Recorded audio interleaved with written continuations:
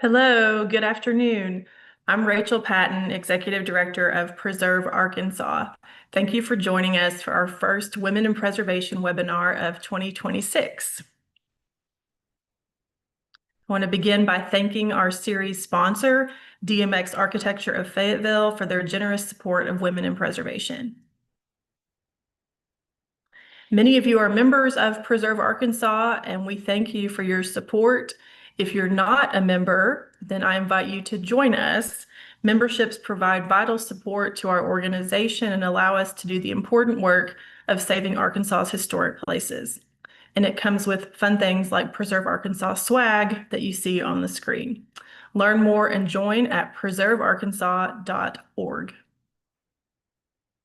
Make sure to mark your calendar for these events coming up in 2026, starting with Preservation Crustaceans, our fun crawfish and shrimp boil, returning to the Argenta Historic District in downtown North Little Rock in the backyard of Clements and Associates Architecture on May the 2nd. Next up is Saturday, June the 6th. Our Mid-Mod Arkansas tour will be in Little Rock and it will feature designs of F. Eugene Withrow, 5 residential designs and 1 commercial design. After more than a decade, Preserve Arkansas is resurrecting our statewide Arkansas Preservation Conference. We're very excited about this. It'll be October 21st through 23rd at Hot Springs. And we'll be back in Hot Springs on Saturday, November the 7th for our Preservation Ramble bus trip. And we will be visiting sites associated with David Hill's book, The Vapors. Join us next month, March the 10th, for the next Women in Preservation program with Dr. Emily R. Bartz. Emily is the station archaeologist for the Arkansas Archaeological Survey at their UAPB research station in Pine Bluff. And now it's my pleasure to introduce today's speaker, Katherine Nash. Katherine moved to Arkansas in late 2020 to join the staff of the Arkansas Historic Preservation Program, or AHPP, where she manages the Courthouse Grants Program as well as facade and preservation easements. She completed her master's degree in preservation in 2009 and worked in a variety of design fields prior to joining AHPP.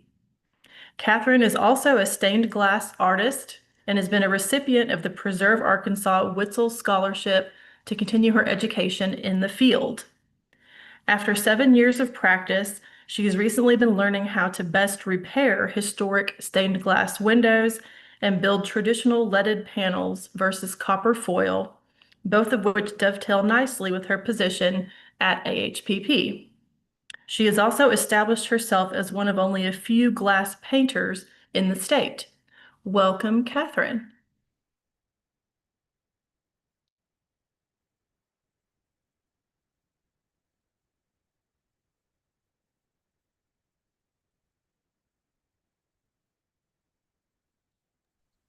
All right, and I just want to make sure that I clicked on all the appropriate things. We're good, right? I can hear you. I can't see you on your camera, but I can see your screen. Your screen looks good. Okay, let me fix that. There we go. I think we're good now. Yes, okay, all good. Take it away. Perfect. Let me minimize that. All right. Well, hi, everyone. Thanks so much to Preserve Arkansas for having me today. It feels really surreal to be invited to talk as a woman in preservation, since my career path has been anything but linear, and it took me a little while to get here, to say the least, maybe more of a long while, to be honest. I decided to kind of walk you through a little bit of my life, but seen through the lens of old buildings, of course, art, the importance of place, and the factors that shape it. And much like my career path, this talk will not be particularly linear either, but hopefully you can follow the threads that I've hopefully woven through the presentation. Oh, is it gonna go?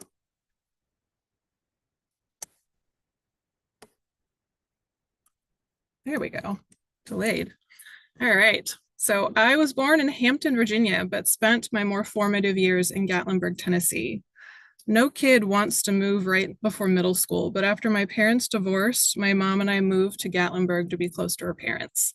They had fallen in love with the area 50 years prior on their honeymoon, and when they retired, they moved here permanently. Now, I know this is what you're picturing, and you're absolutely not wrong, but this isn't all that's there. And yes, it really does supposedly look just like Myrtle Beach, but in the mountains.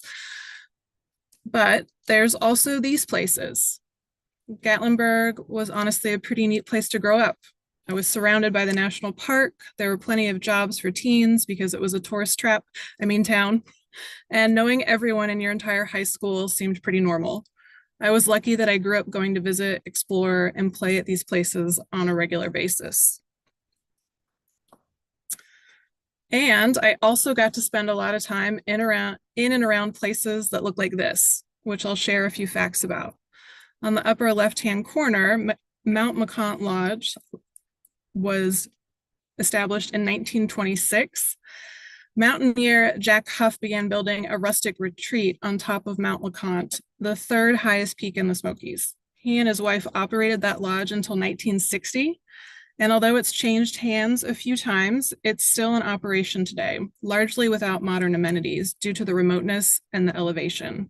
And depending on which route you take and when for you to hike to the top, you may encounter the llamas used to transport provisions.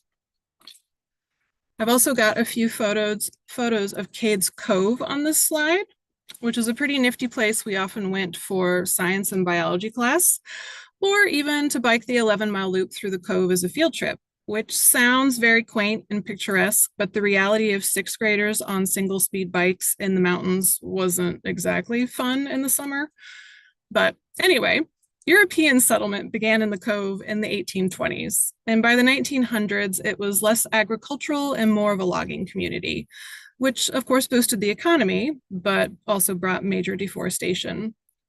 In 1927, when Tennessee and North Carolina began to purchase land for the creation of the national park, efforts were made to include the cove in the acquisition. Several families willingly sold their land and left, but most resisted. The Tennessee General Assembly granted authority to seize all properties within the proposed park boundaries. To this day, it remains a very large and significant case of eminent domain. Some older residents were even granted life leases, allowing them to stay in the cove until their deaths. The last school closed in 1944, and the last residents didn't depart until the 90s. This process transformed Cades Cove from a populated community into a restored and preserved example of what early settlement looked like in Appalachia. Now, you can flash forward to the mid-20th century to this European-inspired village of 27 shops located in the heart of downtown.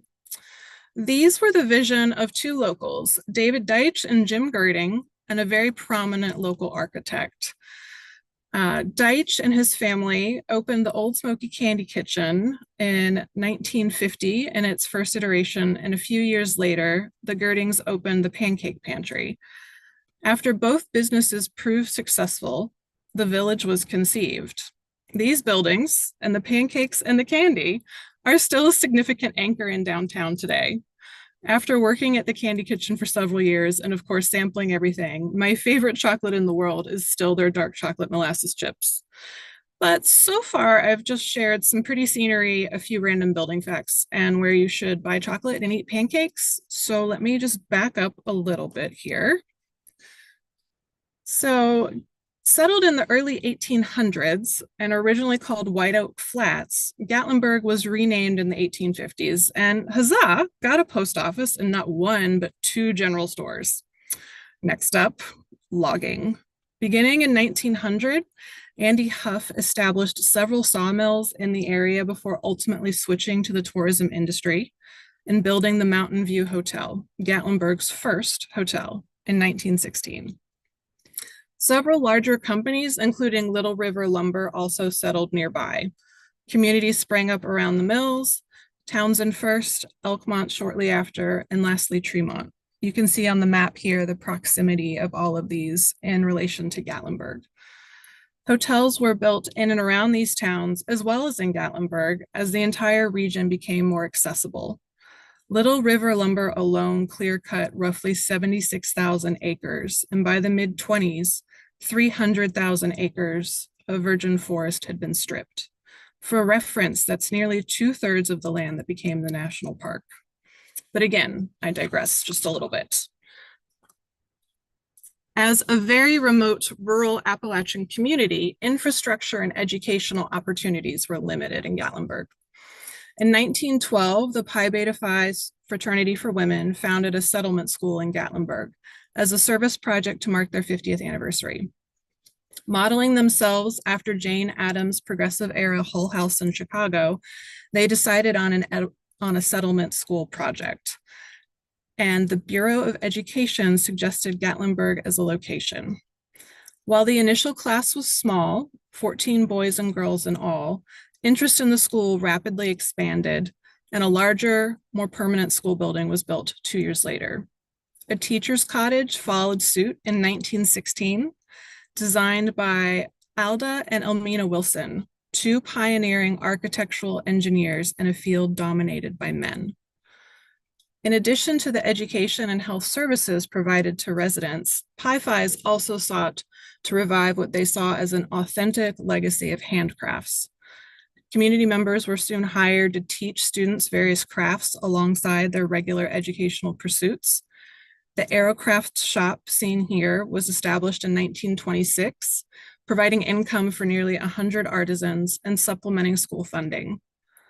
Between 1935 and 1945, over 200 women wove for Aerocraft, and their quality work secured the shop's reputation. This success led to the creation of summer arts and crafts workshops. In 1965, after 2 decades of continuous workshops, Pi Phi officially transitioned all programming to the new Airmont School of Arts and Crafts. Ground was immediately broken on a new studio and administration complex called the Turner Building, which I'll talk more about in a moment. There are not 1, but 2 historic districts encompassing buildings at this site. I'm going to read an excerpt from one of the nominations that summarizes a bit about their importance. The historic district of dormitories and farm buildings documents the domestic side of settlement school life in Gatlinburg. The prominent Knoxville firm of Barber and McMurray designed 2 dorms, one for students and one for visiting faculty, in colonial revival and rustic styles. The earlier model bungalow came from the pens of 2 women architects, the Wilson sisters, which underscores the women-directed nature of Pi Beta Phi Settlement School during its period of significance. The Helmick House was the first known architect-designed dwelling in Gatlinburg, and the later buildings from Barber McMurray tied the campus to the dominant architectural aesthetic of the national park. Thus, this small grouping of buildings has both significant historical and architectural associations with the history of the Pi Beta Phi Settlement School in Gatlinburg. It's been said that drawn by the summer craft workshops and then Aeromont's evolution into a full-time arts and crafts institution, a new artisan community developed around Gatlinburg. This new generation of Appalachian makers rekindled interest in the techniques and practices used by the original settlers in the region. Again, with the nonlinear thing I warned you all about. So, after the settlement school, but before there was a national park, there was a group of Knoxville hikers that sought to protect the Appalachian Mountains. In October of 1924, the 2 founders of Barber and McMurray Architects and a few others led a group of about 20 people on an overnight trip to Mount LeConte. That weekend, the Smoky Mountains Hiking Club was organized, and the Great Smoky Mountain Conservation Association was also established at roughly the same time. Both worked tirelessly, championing the idea of a national park. When the park was finally chartered in 1934, Barber and McMurray began construction on their club cabin, reusing logs donated by the National Park Service. The national park significantly accelerated the change and growth already happening in Gatlinburg. When the settlement school was first established in 1912, the area was a small hamlet with 6 houses, a blacksmith shop, general store, a Baptist church, and a greater community of 600 individuals, most of whom lived in log cabins. In 1934, before the park was even dedicated, it brought 40,000 visitors to the area. By the next year, that number had increased to 500,000. There were 2 primary architects/architecture firms that wielded significant influence on the architecture of the area. The first was Barber McMurray, or Barber and McMurray, depending on when you're referencing them, who designed the park headquarters building. The building was completed in time for the 1940 dedication, and as you can see here, beautifully illustrates the rustic style and regional materials the park was popularizing. It's the image on the bottom right of the screen. They went on to design many buildings, including Stewart Dormitory, 1941, Ruth Barrett Smith Staff House, 1952, and the adaptive reuse of a 1923 stock barn into dormitories, which are all located on Aeromont's campus and included in their historic district. The other architect I want to mention is Hubert Bebb, an innovative architect who practiced in Tennessee for most of his career. He moved to Gatlinburg in 1950 after working in Chicago, and for the next 30 years, shaped the architectural fabric of Sevier County during a period of major growth. His designs are known for their unique combination of modernist ideas and regional materials. He used steep, often layered gabled roof forms to physically mirror the mountain's profile, while expansive use of stone and large plate glass windows both connected and blurred the building's edges with the surrounding landscape. Native sandstone and steep overhanging roof lines were part of his architectural signature. One of Bebb's earliest major projects was the starkly modern viewing tower for Klingman's Dome, now known as Kuohi Overlook in the park. Although still utilizing stone veneer, it completely transcended typical naturalistic design approaches that were common in park architecture before the Mission 66 program. Irregular terrain required concrete to be mixed on site and cast into sections that could be carried by hand. Completed in 1959, the nearly 400-foot-long spiral ramp provided a universally accessible panoramic view of the mountains. Bebb's Gatlinburg work culminated in the 38,000 square foot Turner building on Aeromont's campus, whose elevations were shown on the previous slide. That building was necessary for the campus conversion from settlement uses to the permanent arts and crafts school that came to be known as Aeromont. Viewed alongside 34 other project proposals, his design was formally selected in 1954.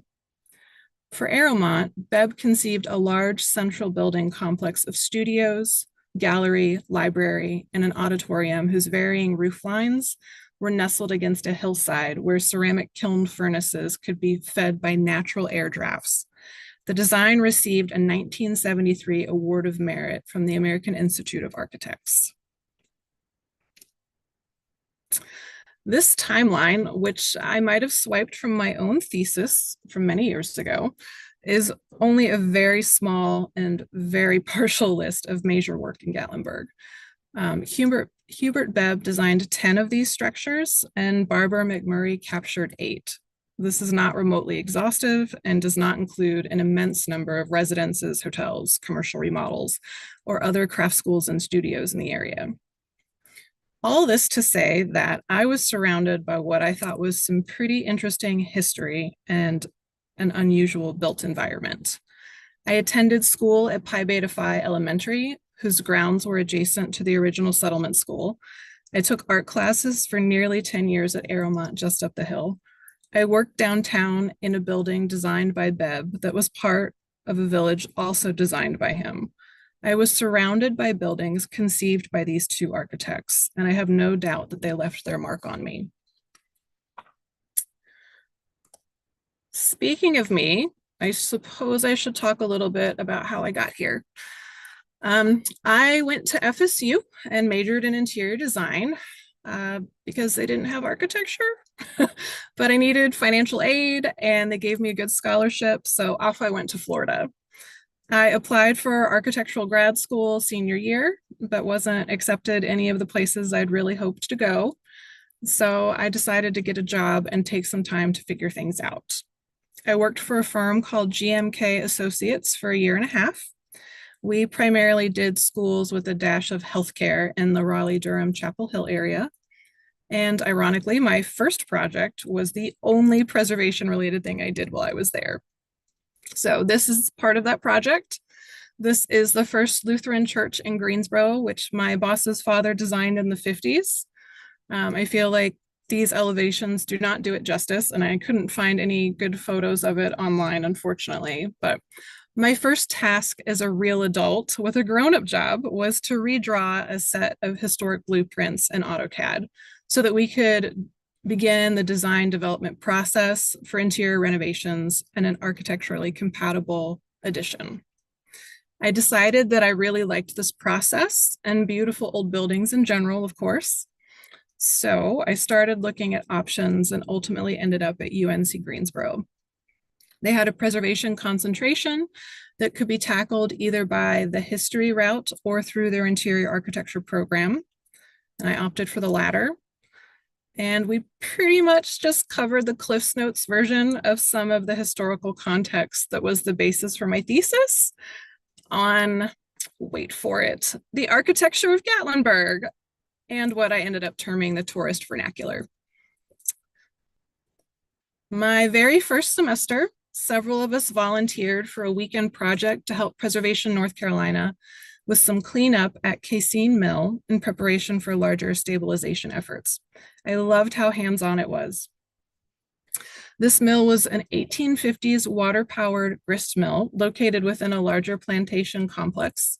It's one of North Carolina's best preserved examples of antebellum industrial architecture. The building retains significant original machinery, including conveyors, remnants of the water-powered race-fed system, and 19th century graffiti, of course. It was in continuous use until the 1940s, processing corn and wheat for the surrounding area. The mill was donated to Preservation North Carolina in 2006. We worked on cleanup in fall of 2007, and stabilization efforts began in earnest in 2008. Then, in the summer, between your first and second years of graduate school, we took a month of field school, primarily held at Old Salem. We worked on historic windows, made slate shingles, tried planing wood by hand, did our best to wield axes, usually not very well, and learned the basics of survey work. Here, I've got a few snapshots from my graduate studio thesis presentation from long ago. Revolution Mill was the South's first flannel mill and a cornerstone of the region's textile industry. After closing in 1984, it was listed on the National Register, and the 33-acre campus was eventually redeveloped into a mixed-use community. At its peak, the mill operated 12,000 spindles and nearly 400 looms, producing 50 million yards of fabric annually and employing thousands across 3 different shifts. Today, the campus features 150 plus businesses, including restaurants, art galleries, and event venue, and over 140 loft apartments. For my project, I developed plans and renderings for one of the remaining buildings that was still awaiting rehabilitation at the time. After grad school, I moved to Richmond. I'd been seeing someone long distance there and had fallen absolutely head over heels in love with the city. Beautiful old buildings everywhere, parks and trails, a gorgeous river flowing through downtown. What more could you want? It, however, didn't love me back in terms of my career.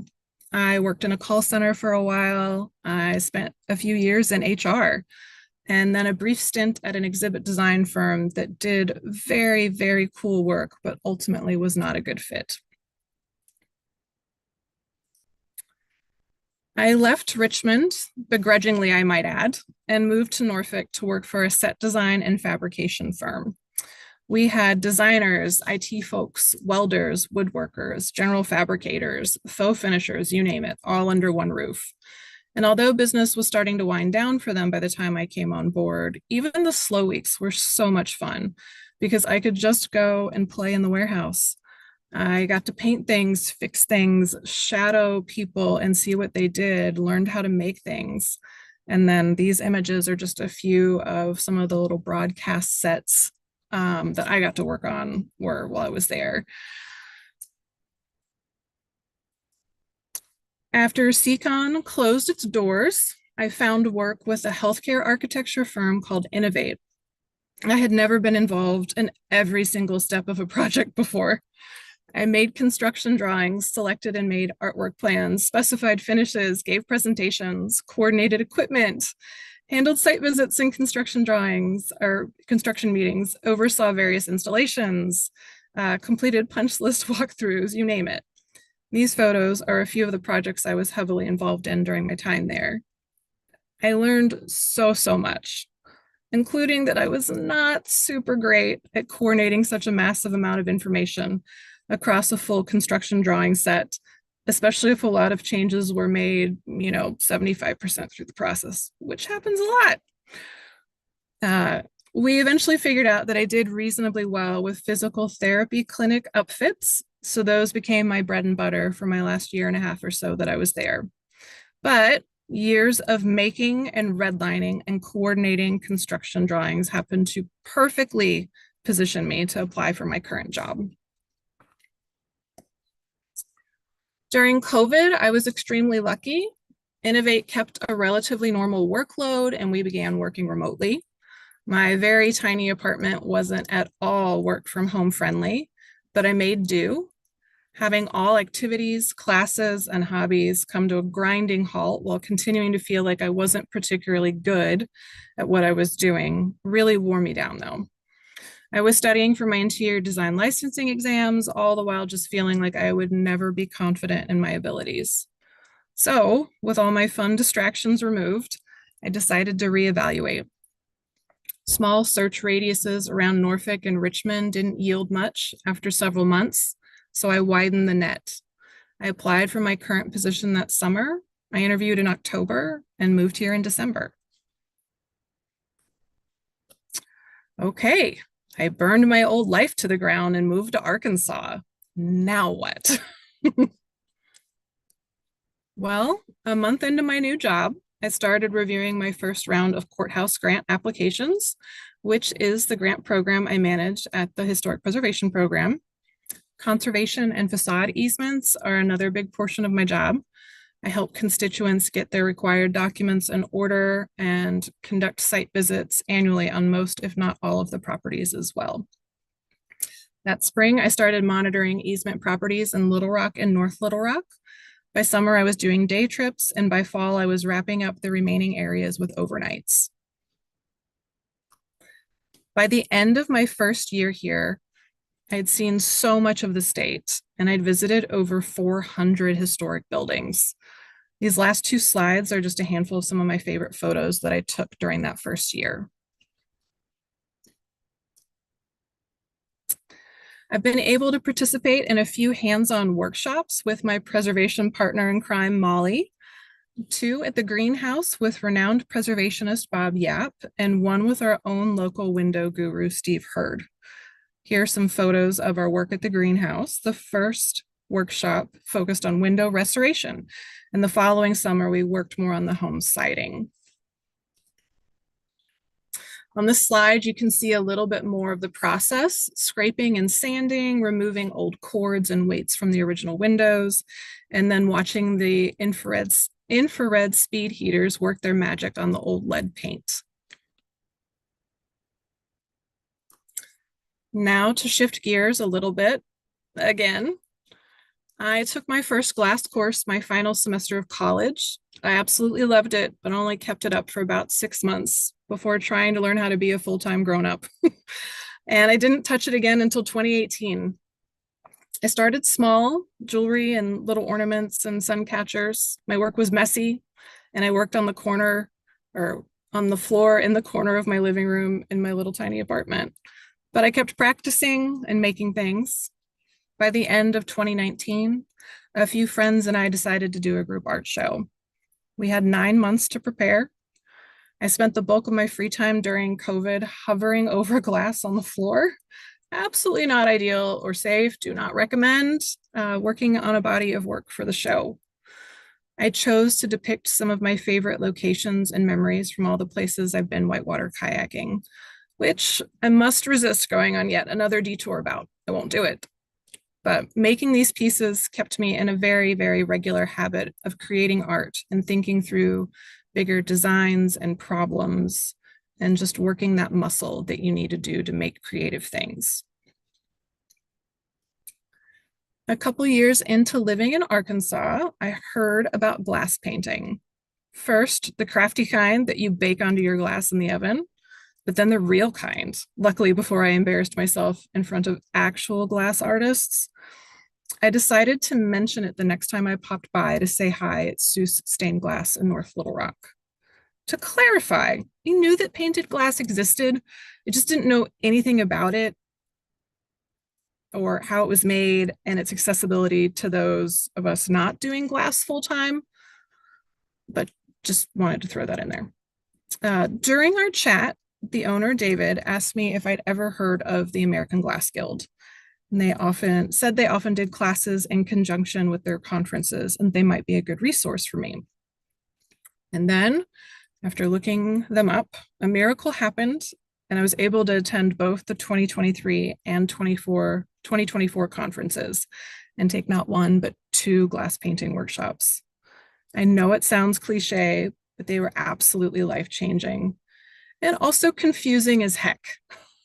So many mediums, tools, techniques, firing schedules, and I felt like it would be really, really, really helpful to be a chemist.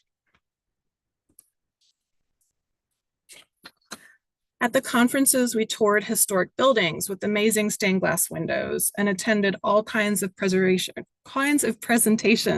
from artists around the world. And all of these people were just so generous with their knowledge, and their excitement was genuinely contagious. I realized quickly that I knew so little about glass, it was astounding. It felt like every time I talked to someone, my understanding of what glass was capable of was completely reshaped. And it was in this environment that I got to take my first classes. On top of all the glorious lectures and workshops, in 2024, the Grand Rapids Art Museum hosted the American Glass Now exhibition, which featured work by many Glass Guild members. It was super exciting to see so many pieces by people I know, but also because glass, especially stained and painted glass, is notoriously underrepresented in museums. In addition to touring several churches that year, we also got to see Frank Lloyd Wright's beautiful Meyer May house. The stained glass complemented the architectural features so perfectly, and there were so many small design details throughout that were lovely surprises.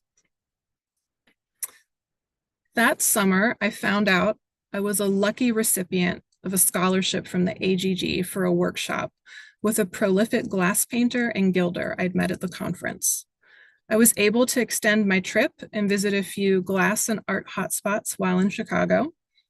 The photo on the left is a particular favorite of mine. It's from the Chicago Pedway, a 5-mile network of underground tunnels that feature 22 Victorian stained glass windows. Sean gives his students a choice of designs, and at the beginning of the workshop, a panel is provided with the design already kiln fired on the piece. I was then taught how to do different types of gilding, masking, and cold painting, among other techniques often used for authentic reverse sign painting. And on the last day, we just played with paint and enamels and anything else I wanted to try and combine together. It was delightful. Then this past summer, I received my second scholarship from Preserve Arkansas for a 3-day leaded glass workshop. We got a crash course in traditional methods of building and cementing a leaded glass panel, as well as some basic methods of working with historic pieces that needed repair. We were even given small historic salvage panels to work on. We practiced using a Dremel to cut joints, carefully pulling the lead apart to replace pieces, as well as scraping out all the old cement to prepare for new.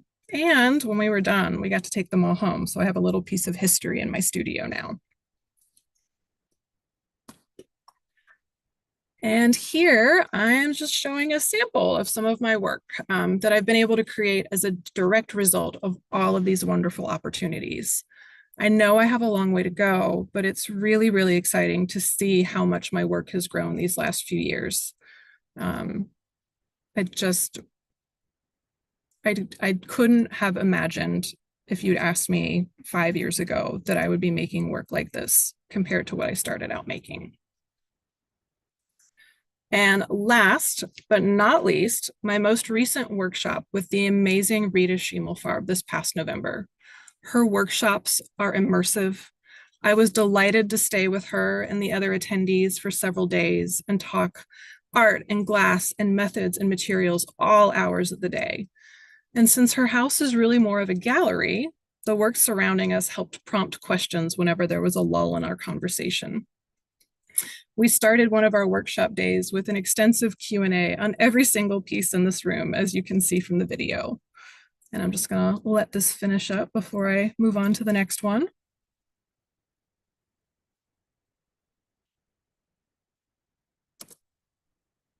And this video shows a little bit of us working in her studio. You can see that we really crammed in as much painting as possible into 3 days.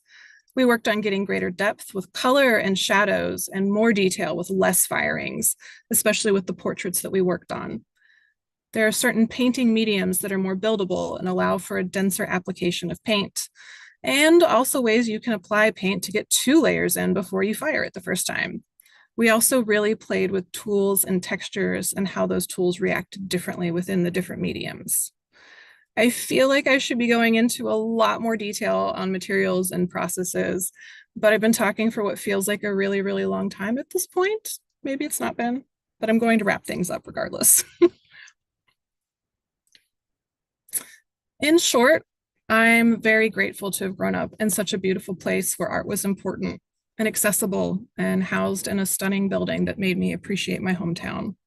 I learned a lot at UNCG and appreciated being given free rein to go down my little Gatlinburg loving rabbit hole.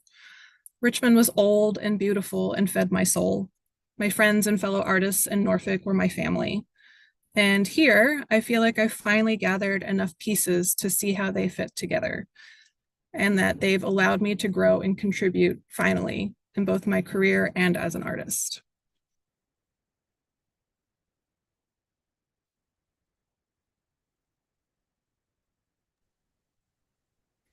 Thank you, Catherine. That was a lovely presentation, and Thank you. I'm so impressed by your work, and Thank other people you. are too. I'll send you all the comments. Oh gosh. So you'll have plenty of time to submit questions for Catherine if you'd like. Let's see, I see one right now about, asking about the courthouse grant programs. Are they safe within current budget cuts within state government? They are. So our courthouse program is perfectly fine. There is a chance that maybe we won't get quite as much funding next year, but it's gone up exponentially every year I've worked here. So those projects are safe. Good to know. Thank you. Someone asking if you do personal projects, I glass do. projects. I do. Ah, Yes. okay, good. I'll ask you some of my questions.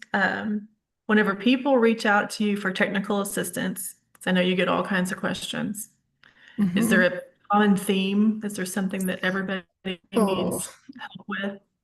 I want to say like honestly, windows, like historic windows, so much of the time. I mean, there's with the courthouses, I guess they have their own set of issues, but if it's not specifically a courthouse, a lot of times it's historic windows and how to repair them and whether or not they're allowed to rip them out. And we really don't want you to, but um, and I will say that going forward, my colleague Molly has been giving more presentations about, allowing people to understand how it operates, what different parts and pieces there are. If you want to try and do some repairs yourself, how to go about doing that the correct way. And we have a really great demonstration window now. So you can be on the lookout for one of those soon, hopefully.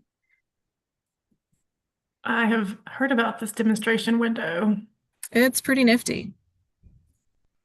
The Here's another one.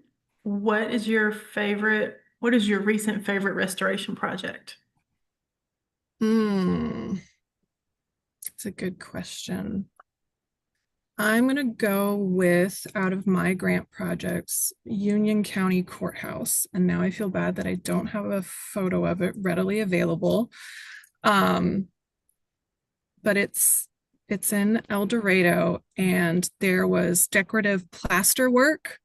Um, and technically it's stained glass skylight atrium, but it wasn't painted in any particular pattern. It was painted in such a way to look frosted, but the all the individual panes were like slightly curved, and then it wasn't really well painted initially. And so there were like five different sets of colors, and it's just supposed to be like this even frosted tone. And so Seuss went in and repaired all of that. We had a decorative plaster worker redo all of the decorative painting. And this past year, we had one of the events for a conference was located in that. There was a happy hour event in the courthouse, and it was stunning. I was so excited to be inside of it. It's a beautiful courthouse. Okay, let's see. Someone has asked, can you speak more in general about the courthouse grant program and your current work in preservation? Oh, sure. In terms of well, how to talk about this. So we give out several $1 million worth of funding every year to brick and mortar projects to keep our courthouses functional and in use, and also beautiful. Um, I want to say, without this funding, a lot of them don't necessarily have the means to do the work that's necessary on maintaining them. Um, and so trying to prioritize out of, the 70 plus courthouses we have across the state in our program, prioritize which buildings have more pressing issues that need to be fixed, making sure, the exterior envelope is solid, it's weather tight, nothing's being damaged, and then kind of working our way inside to make sure that there's accommodations for ADA and that plumbing and electrical is up to code. Some of these courthouses don't even have upgrades for HVAC. So we have one that we know we're gonna try and work with them on getting air conditioning finally. And so it's just I guess it's kind of a long-term process. Like you build lasting relationships because you can only do parts and pieces of these things each year.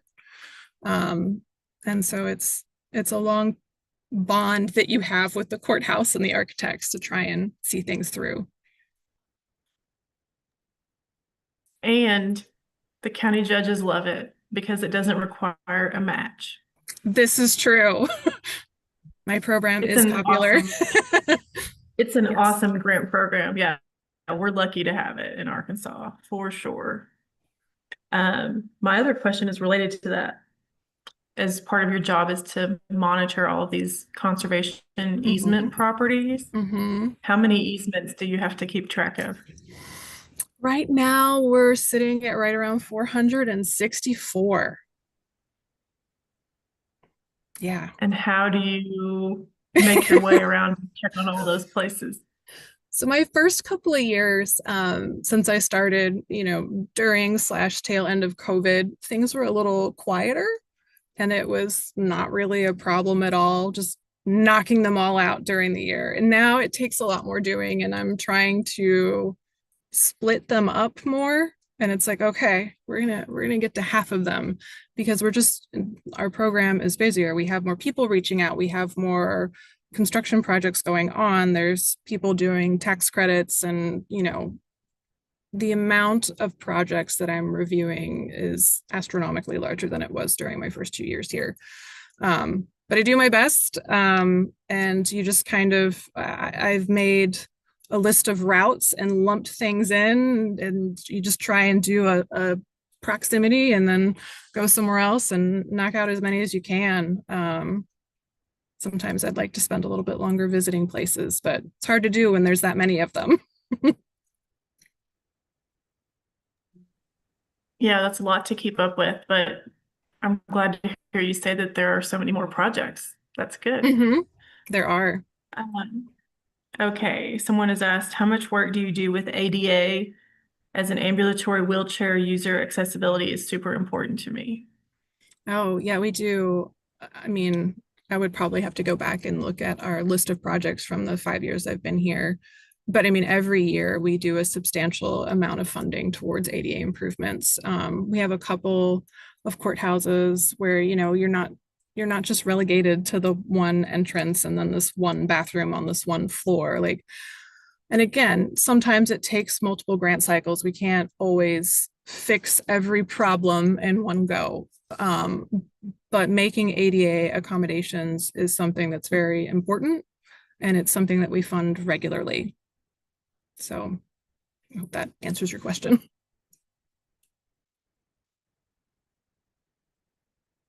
There is another question about the courthouse grant program. What are the qualifications for a courthouse to receive a grant through that program? Oh, okay. Well, they need to be listed on the National Register individually. I'm trying to think if we have any that are contributing in a district, but I'm pretty sure all of them are individually listed. Um, and then there is a process that you have to go through. Obviously, there's an application, and then there is an easement that we have to, if you're selected for a grant, we have to go through and take this easement that we've discussed, which is a legal contract that waives a small portion of property rights, basically, so that our preservation program gets to negotiate the changes that happen to the exterior of the courthouse building and then also the site. Interior changes are sometimes included, but not very often. If there's something very architecturally significant that people absolutely want protected, those can be written in. But yeah, if you have specific questions, please feel free to reach out to me.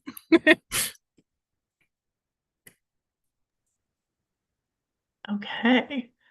And people shouldn't let an easement scare them off from a grant.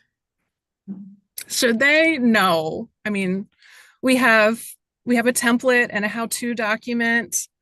I can send examples, and then this coming year we're streamlining the process a little bit, so it should be a little less cumbersome too. So Good. Okay, Catherine. I don't see any other questions, just lots of nice, kind comments and kudos for your work. thanks, And so Vanessa. I see your comment.